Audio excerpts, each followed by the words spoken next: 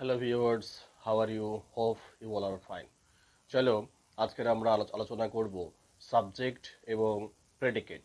মানে সাবজেক্ট মানে উদ্দেশ্য, প্রেডিকেট মানে হচ্ছে বিধেয়। A multi-worded sentence with a verb may be divided into two parts. কি বলা হলো যে একটা multi-worded sentence with a verb, অর্থাৎ অনেকগুলো শব্দ নিয়ে এবং সঙ্গে যদি একটা ভার্ব থাকে, যদি কোনো বাক্য তৈরি হয়, সেই বাক্যকে আমরা দুটো ভাগে ভাগ করতে পারি। একটি ভাগ হলো সাবজেক্ট, যাকে আমরা বলতে পারি নাউন পার্ট। আর একটি ভাগ হলো প্রেডিকেট, যাকে আমরা বলতে পারি ভার্ব পার্ট। সাবজেক্টের বাংলা অর্থ হলো উদ্দেশ্য এবং প্রেডিকেটের বাংলা অর্থ হলো বিধেয়।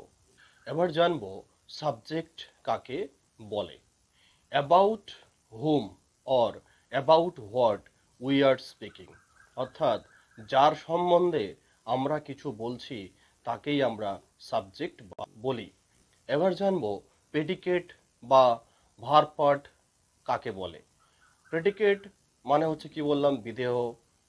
এই বিধেয়কে আমরা কি করে বুঝবো? অর্থাৎ what is said about the subject is called predicate. অর্থাৎ সাবজেক্ট সম্পর্কে যা বলা হয় সেটাই হচ্ছে প্রেডিকেট। তাহলে আমরা কি জানলাম যে একটি multi worded sentence with a verb, একে আমরা দুটো ভাগে ভাগ করতে পারি। একটি হচ্ছে সাবজেক্ট, যাকে আমরা বলতে পারি নাউন পার্ট। আরেকটি হচ্ছে প্রেডিকেট, যাকে আমরা বলতে পারি ভার্ব পার্ট। এবার জানবো সাবজেক্ট পার্টে কি থাকে, অর্থাৎ সাবজেক্ট পার্ট কি নিয়ে গঠিত হয়।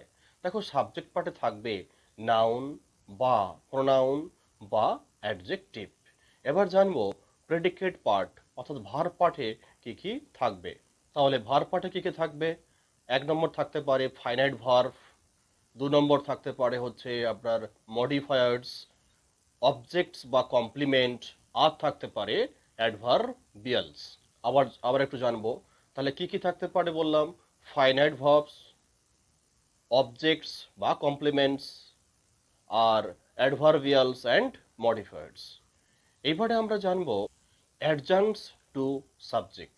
অ্যাডজাংশনস টু সাবজেক্ট কাকে বলে আর সেগুলো কি? দেখো, মূল ভার্বের সঙ্গে যে বাড়তি অংশ, মূল ভার্ব বলা ভুল হলো, মূল সাবজেক্টের সঙ্গে যে বাড়তি অংশগুলো যুক্ত থাকে সেগুলোকে আমরা বলি অ্যাডজাংশনস টু সাবজেক্ট। উদাহরণ হিসাবে যদি বলি এ গুড বয়, দেখো মূল যে সাবজেক্ট সেটা কোনটা? Boy. A good boy plays football. এখানে দেখো মূল যে সাবজেক্ট সেটা হচ্ছে দেখো বয়। এটাকে বলা হয় হচ্ছে মূল সাবজেক্ট। এর সঙ্গে যেগুলো যুক্ত আছে বাড়তি অংশ সেটা হচ্ছে এ আর good.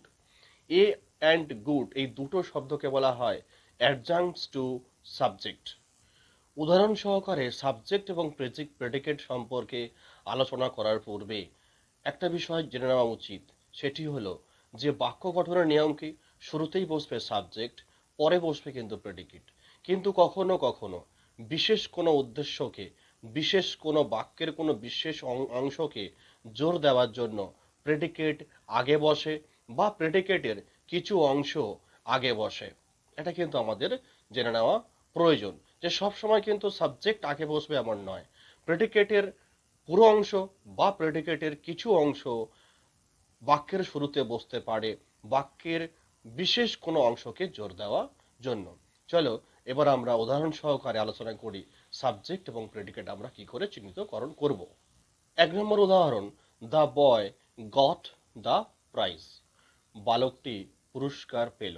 The boy got the prize. সবার প্রথমে আমরা জানবো যে এখানে ভার্ব কোনটা। দেখো, পাওয়া, কোনো কিছু পাওয়া বা কোনো কিছু করা বোঝালে সেটাকে আমরা ভার্ব বলি। তাহলে এখানে গট মেন ফর্ম হচ্ছে গেট, তাহলে এটা ভার্ব। তাহলে এবার জানবো সাবজেক্ট কি করে বের করব। দেখো, এখানে আমরা প্রশ্ন করো কে পুরস্কারটা পেলো? দেখো দা বয়। তাহলে আমরা সাবজেক্ট পেয়ে গেলাম। তাহলে শুধুমাত্র দা বয়টাই হচ্ছে, দা বয়টাই সাবজেক্ট, আর গটের সঙ্গে বাকি পুরো অংশটাই হচ্ছে প্রেডিকেট পার্ট। নেক্সট এক্সাম্পল দেখো, the intelligent boy stood first in the exam. The intelligent boy stood first in the exam. দেখো, বুদ্ধিমান ছেলেটি পরীক্ষায় প্রথম হয়েছিল। তাহলে এখানে দেখো ভার্ব কোনটা, স্ট্যান্ড ফার্স্ট, যার ফার্স্ট ফর্ম দেওয়া আছে স্টুড ফার্স্ট। তাহলে তাহলে এটা হচ্ছে ভার্ব। তাহলে কে প্রথম হয়েছিল, দ্য ইন্টেলিজেন্ট বয়। তাহলে দ্য ইন্টেলিজেন্ট বয় এটি পুরোটাই হচ্ছে সাবজেক্ট, আর stood first in the exam এটা পুরোটাই কিন্তু প্রেডিকেট। দেখো এখানে ইন্টেলিজেন্ট বয় একটু আলোচনা করেছিলাম যে মূল সাবজেক্টের সঙ্গে বাড়তি অংশগুলোকে আমরা কি বলি, অ্যাডজাংক্টস টু সাবজেক্ট। এখানে দেখো দা ইন্টেলিজেন্ট এই দুটোই ওয়ার্ড হচ্ছে বাড়তি শব্দ, কার সঙ্গে না বয় শব্দটির সঙ্গে। তাই বয় শব্দ হচ্ছে মূল হচ্ছে সাবজেক্ট, আর দা ইন্টেলিজেন্ট দা অ্যান্ড এই দুটো শব্দ হচ্ছে অ্যাডজাংক্টস টু সাবজেক্ট। কিন্তু আমরা যখন সাবজেক্ট পার্টটিকে আন্ডারলাইন করব তখন পুরোটাই করব দা ইন্টেলিজেন্ট বয়, এটা পুরোটাকেই আমরা সাবজেক্ট হিসাবে চিহ্নিতকরণ করব। Next example, silver and gold have I none. দেখো আমরা বলেছিলাম যে বিশেষ অংশকে জোর দেওয়ার জন্য কখনো কখনো প্রেডিকেট পার্ট শুরু হয়। দেখো এটাই সেই এক্সাম্পল। দেখো silver and gold have I none, এখানে দেখো ভার্ব কোনটা, হ্যাভ। তাহলে কার নেই, আই, আই হচ্ছে নেই, আমার নেই, হ্যাভ। তাহলে এখানে হ্যাভ ভার্ব, তাহলে সাবজেক্ট কোনটা, কার নেই, আই, আইটাই হচ্ছে সাবজেক্ট। দেখো বাকি পুরো অংশটাই silver and gold have none, এটা হচ্ছে প্রেডিকেট পার্ট, আর আইটা হচ্ছে সাবজেক্ট পার্ট। এখানে দেখো সিলভার এবং গোল্ড এটাকে জোর দেওয়ার জন্য, এই অংশটিকে প্রেডিকেট পার্টের এই অংশটিকে জোর দেওয়ার জন্য সিলভার অ্যান্ড গোল্ড এটাকে শুরুতেই বাক্যের শুরুতেই ব্যবহার করা হয়েছে। ক্লিয়ার?